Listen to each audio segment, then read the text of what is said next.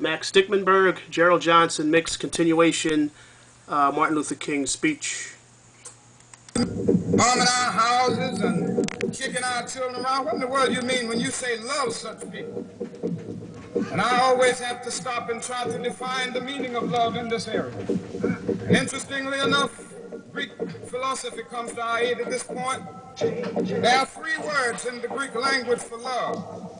One of them is the word eros. Now, eros is a sort of aesthetic love. Philosopher Plato talks about it a great deal in his dialogues, the yearning of the soul for the realm of the divine. It has come to us to mean a sort of romantic love, and so we all know about eros. We've experienced it, we've read about it in the beauties of literature. In a sense, Edgar Allan Poe was talking about eros, and he talked about his beautiful Annabel Lee with a love surrounded by the halo of eternity. In a sense, Shakespeare was talking about eros when he said love is not love, but also when its alteration finds a bend with a remover to remove. It is an ever-fixed mark that looks on tempest and is never shaken. It is a star to every wandering bark. You know, I can remember that because I used to quote it to my wife when we were quoting. That's eros. That's eros. Then the Greek language talks about phileo, which is another level of love. It is an intimate affection between personal friends. On this level, we love because we are loved. We love people that we like. This is friendship. Then the Greek language has another word called agape. Agape is more than romantic love. Agape is more than friendship. Agape is not something affectionate. Agape is understanding, created, redemptive goodwill for all.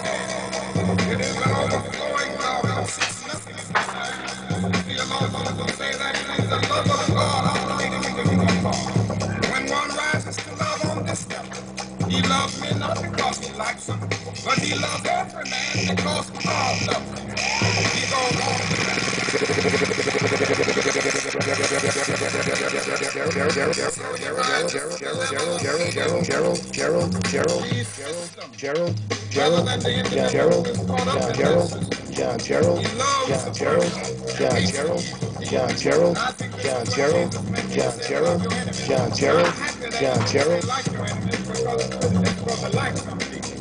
it's difficult to like people calling your home and threatening your children and kicking you about, but Jesus says love them, and love is greater than life.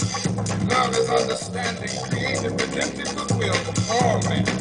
Somehow, more and more I've come to believe this is the way that we will get out of this dark night of oppression. Make of this nation a better nation. We can sit and stand up. Loud, loud, loud, loud, loud, loud. You know, we will never accept that. We will stand up and loud, loud, loud. We will never stoop down to the level of violence and hate. We will come to that point. We will be able to convince him that a new world is emerging. I tell you this evening that it will give us the right attitude.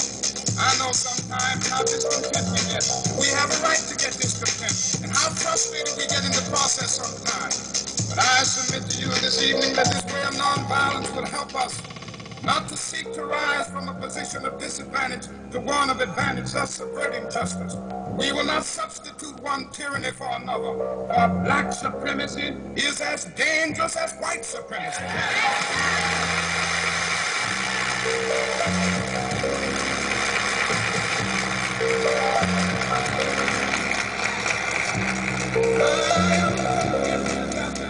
God is not interested merely in the freedom of black men and brown men and yellow men.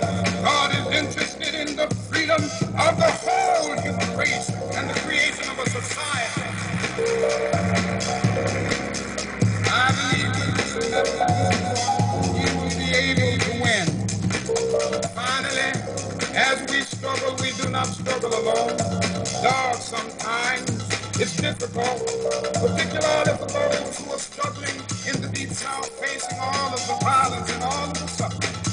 That is something that consoles us along the way. We are convinced that our cause is right. I return to Alabama, Mississippi, and Georgia, not in despair, not in bitterness.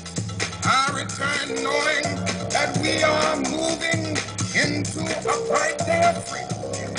We, through our struggle, through our suffering, through our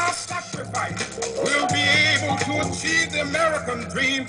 This will be the day when all of God's children, black men and white men, Jews and Gentiles, Protestants and Catholics, will be able to join hands and sing in the words of the old Negro spiritual, free at last, free at last, thank God Almighty, we are free at last.